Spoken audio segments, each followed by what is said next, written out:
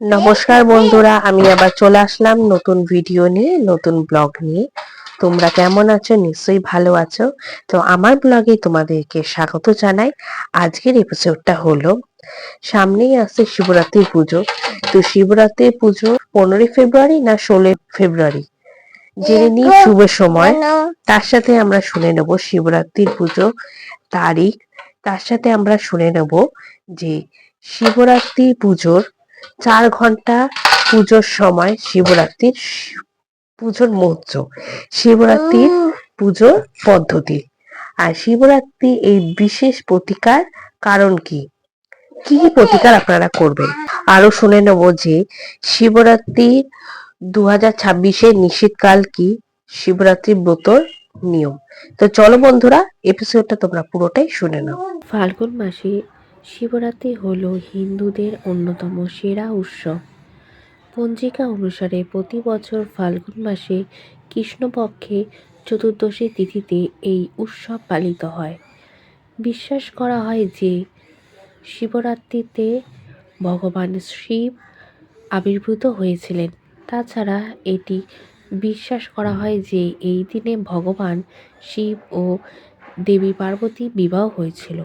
শিবরাত্রিতে উপবাস, মন্ত্রজপ এবং সারা রাত জেগে থাকার বিশেষ তাৎপর্য রয়েছে। মাঘ মাসে কৃষ্ণপক্ষের চতুর্দশী তিথিতে শিবরাত্রি পালন করা হয়। হিন্দু ধর্মে শিব চতুর্দশী মাহাত্ম্য অনেক। পুণ্যার্থীরা শিবের জন্য ব্রত পালন করেন। দেবতাদিদের মহাদেব আরাধনা করার সর্বশ্রেষ্ঠ দিন মহাশিবরাত্রি। এই দিন ভক্তি মনে পুজো করলে বাবা ভোলেনাথের ভক্তদের মনোবাঞ্ছনা পূরণ করেন। মাঘ মাসে কৃষ্ণপক্ষের চতুর্দশী তিথিতে শিবরাত্রি পালন করা হয়। হিন্দু ধর্মে শিব চতুর্দশীর মাহাত্ম্য অনেক। পুণ্যার্থীরা শিবের জন্য ব্রত পালন করেন। দিনভর চলে নানা ধর্মীয় রীতি পালন। শিবরাত্রি কথাটি দুটি শব্দ থেকে এসেছে, শিব ও রাত্রি, যার অর্থ শিবের জন্য রাত্রি। শিবরাত্রির সঙ্গে প্রচলিত আছে নানা কথা। পুরাণ মতে দেবী পার্বতীর সঙ্গে এই দিন দেবদেবীদের মহাদেবের মিলন হয়। আবার শোনা যায় এই দিন থেকেই বিশ্ব ব্রহ্মাণ্ড সৃষ্টি করেছিলেন। শিবরাত্রির দিনক্ষণ সাধারণত ফেব্রুয়ারি বা মার্চের মাসে শিবরাত্রি তিথি পড়ে। এই বছর 15 ফেব্রুয়ারি রবিবার পড়েছে মহাশিবরাত্রি তিথি। 15 ফেব্রুয়ারি বিকেল 4:48 থেকে 16 ফেব্রুয়ারি সোমবার 5:32 পর্যন্ত শিব চতুর্দশী তিথি। মহাশিবরাত্রিতে 4 ঘন্টার পুজোর সময় মহাশিবরাত্রি পুজোর মুহূর্ত। নিশীথকাল পুজোর সময় 16 ফেব্রুয়ারি রাত 12:09 থেকে 1:01 পর্যন্ত।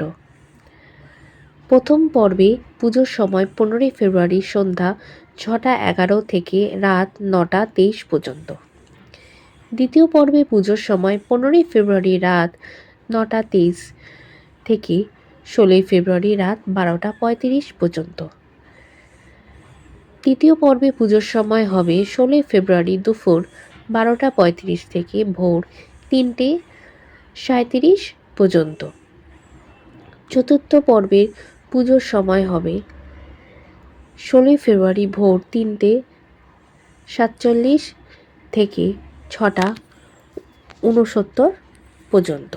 শিবরাত্রিতে 4টি সময় ভগবান শিবের পুজো করা হয়। পঞ্চামৃত দিয়ে শিবলিঙ্গের অভিষেক করুন এবং জাফরান মিশ্রিত জল নিবেদন করুন। সারা রাত ধরে একটি প্রদীপ জ্বালিয়ে রাখুন এবং চন্দনের তিলক লাগান। ভগবান শিবকে বেলপাতা, ধুতরা, ভাং, ফল এবং মিষ্টি নিবেদন করুন। ওম নমঃ শিবায় এবং ওম নমো ভগবতে কদরায় মন্ত্রগুলি জপ করুন। শিব পুরাণ পাঠ করা এবং সারা রাত জাগরণ করাও অত্যন্ত শুভ বলে বিবেচিত হয়। শাস্ত্রমতে মহাশিবরাত্রির পুজো শ্রেষ্ঠ সময় হল নিশীথকাল। এই তিথিতে 4 প্রহরে পুজো হয়। অনেকে কোনো একটি প্রহর বা 4 প্রহরে পুজো করেন। শাস্ত্রমতে মহাশিবরাত্রি তিথিতে সন্ধ্যাবেলায় স্নানের পর শিবের পুজো করা উচিত।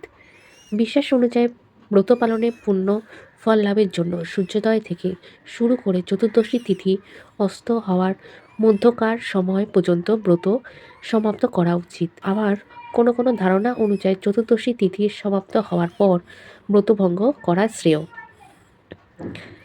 শিবরাত্রির ব্রতর নিয়ম।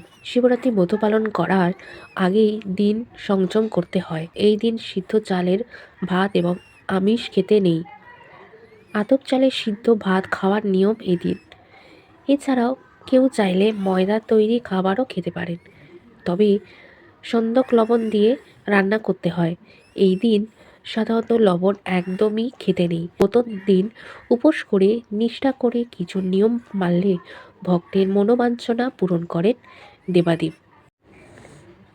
শিবের পছন্দের ফুল বেলপাতা, ধুতরা, আকন্দ, অপরাজিতা, কল্কি প্রভৃতি ফুল শিবের প্রিয় বলে জানা যায়। তবে মহাদেবের বেলপাতায় সবচেয়ে বেশি তুষ্ট হন। ব্রত পালন করার আগের দিন সংযম করতে হয়। এই দিন সিদ্ধ চালে ভাত বা আমিষ খেতে নেই।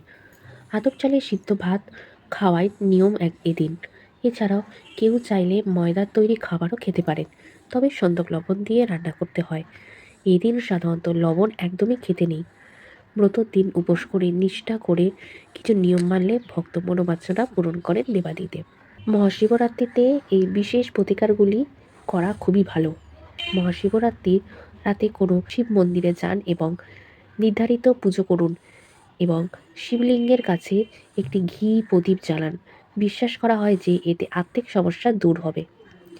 যদি আপনার বাড়িতে শিবলিঙ্গ না থাকে তাহলে এই দিনে একটি ছোট শিবলিঙ্গ আনুন, এটিকে পবিত্র করার অনুষ্ঠান করুন এবং একটি স্থাপন করুন। এটি করলে বাড়িতে সুখ সমৃদ্ধি আসে এবং দুঃখ ও দারিদ্র্য দূর হয়।